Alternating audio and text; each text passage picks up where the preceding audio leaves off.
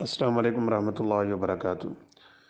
ایک سوال ہے کہ کچھ لوگ عدالت سے جو خلا لیتے ہیں تو اس میں خامند کی رضامندی شامل نہیں ہوتی، تو کسی جج کے پاس کیا اختیار ہے کہ وہ عورت کو خلا دے؟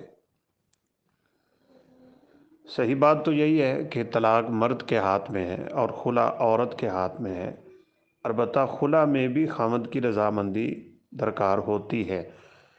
فاطمہ بنت قیس رضی اللہ تعالیٰ عنہا جب آپ کے پاس آئی تھیں اور آگے واضح لفظوں میں کہا کہ میرے خامد جو ہیں ان میں کوئی اخلاقی، کوئی دینی کسی قسم کی کمزوری نہیں ہے، بس یہ ہے کہ مجھے وہ پسند نہیں ہے۔ وَإِنِّي أَكْرَهُ الْكُفْرَ فِي الْإِسْلَامِ، اور میں ان کے نکاح میں رہ کے اگر ان کی بات نہیں مانوں گی تو یہ تو ایک قسم کا ناشکری ہے، خامد کی نافرمانی ہے اور اس پہ مجھے گناہ ہوگا، لہٰذا میں ان کے پاس نہیں رہنا چاہتی۔ خلا کا مطالبہ تھا گویا کہ۔ تو رسول اللہ صلی اللہ علیہ وسلم نے ان کو بلایا اور آپ نے فرمایا اقبل الحدیقہ وطلقھا تطلیقہ، ان سے باغ لے لو اور ان کو چھوڑ دو۔ تو خامند کی رضامندی ضروری ہوتی ہے۔ عدالت بھی خامند کو اطلاع دیے بغیر ایسا نہیں کرتی۔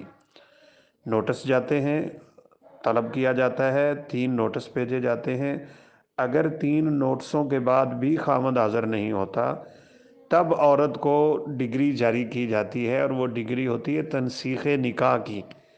عدالت کو نکاح فسخ کرنے کا اختیار حاصل ہے۔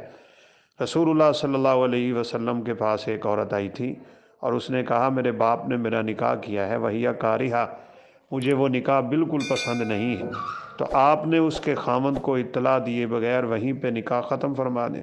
حدیث میں الفاظ ہیں فرد نکاحہا، آپ نے اس کا نکاح ختم کر دیا۔ لہذا عدالت کے پاس نسخ تنسیخ نکاح کا اختیار ہوتا ہے۔ البتہ اتنا ضرور ہے کہ جو عورتیں اپنے خامدوں سے بغیر کسی وجہ کے خلا کرتی ہیں تو رسول اللہ صلی اللہ علیہ وسلم نے فرمایا وہ جنت میں جانا تو درکنار، وہ جنت کی ہوا بھی نہیں پا سکتی۔ یہاں تصویر کا دوسرا رخ بھی سامنے رکھیے، یعنی ایک پہلو سے دیکھا جا رہا ہے کہ خامد کو اطلاع دیے بغیر عورت خلا لیتی ہے اور آگے نکاح کر لیتی ہے۔